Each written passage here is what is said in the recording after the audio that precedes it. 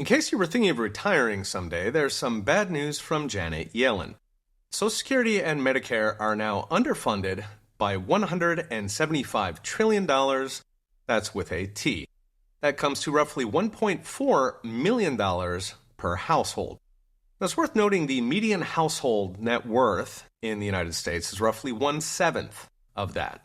The numbers come from the latest financial report of the United States government, a 254-page report laying out all the gory details.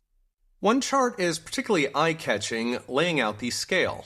So you've got the actual deficit, which is now bouncing along at $2 trillion, then the national debt at a grotesque $35 trillion, and then the real fun starts. So underfunded obligations on Social Security and Medicare that collectively add up to another $175 trillion.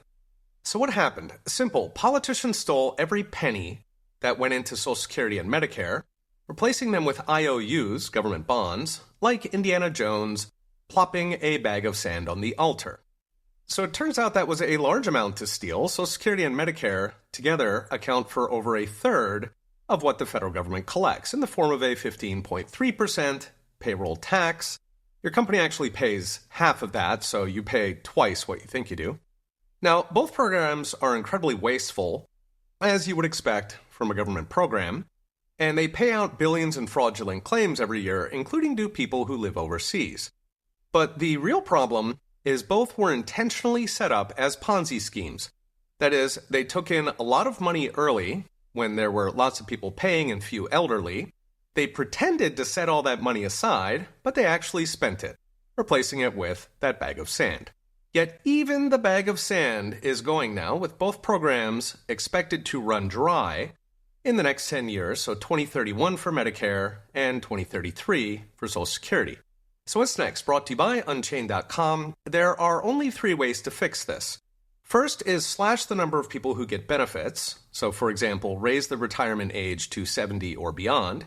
This is obviously very unpopular. Occasionally some naive Republican tries, which is typically the last thing he does before ending his congressional career. Option 2 is raise payroll taxes, which is also unpopular since payroll is a flat tax, meaning voters hate it as much as they would hate all taxes if they too were flat. And that brings us to option 3, cutting benefits. This is the path of least resistance, the do-nothing path, so we can safely assume Congress will follow it. Concretely, that means whatever benefits you are expecting, slash a huge chunk off that. So analysts are already expecting a 23% cut within a decade when those fake trust fund sandbags run dry, and then it keeps going. They will cut off the rich first. Of course, there aren't that many rich, so they'll quickly move on to slashing Social Security checks and Medicare benefits for the middle class.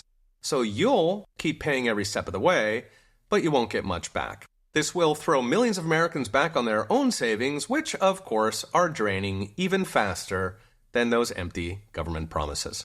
Okay, we'll be watching. See you next time.